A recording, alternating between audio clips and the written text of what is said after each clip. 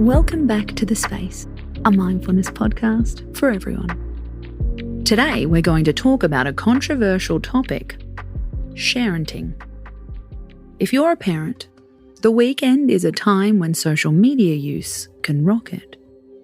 Here's a pic of me at the park with the kids. A pic of my kids having a tantrum because I cut their toast into triangles.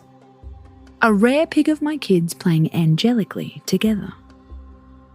Did you know there's a science reason to why parents sharent? It can help us to understand our urge to share and even start to curb it. According to research, it all comes back to the feel-good hormone dopamine. Like all social media activity, getting a comment or a like can trigger the release of dopamine in the brain. And it feels good. Dopamine acts as an area of the brain to give you feelings of pleasure, satisfaction, and motivation.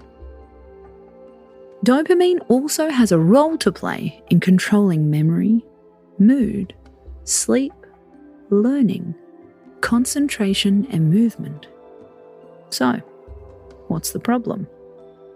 The problem is, we start to crave it. We also tend to go for quick fixes. Sure, we could exercise or have a cold shower to increase dopamine. Or we could post a picky of our little ones. And let's face it, parenting is stressful. It deserves a dopamine boost to get through it.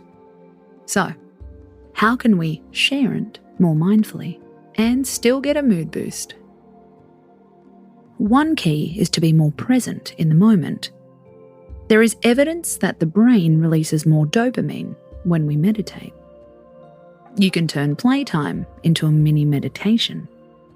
If you can, go barefoot for 30 seconds. Pay attention to how your feet feel on the ground. Notice something you can see, something you can hear, and something you can smell. Bonus points if it's something pleasant. Imagine that you're watching your kids as a family member, someone who loves them, who hasn't seen them for a year. Novelty activates the dopamine system, so any way we can introduce newness is a positive. So, you've had a happy experience. Should you share it? Ask yourself this. Could I get the same result from sharing this picture more privately? Could I get the same feeling of connection from texting it to one person or posting it to my family's messenger group? Try it and see how it impacts you. As with all social media, the key is taking yourself off autopilot. Before you post, weigh up the pros and cons. Check in with your motives and whether you're simply chasing a dopamine high. Finally, if you do want a little social media validation, why not post a picture of yourself? You deserve those likes, whether or not you're with your little ones. Let's get more comfortable with celebrating ourselves. Space out.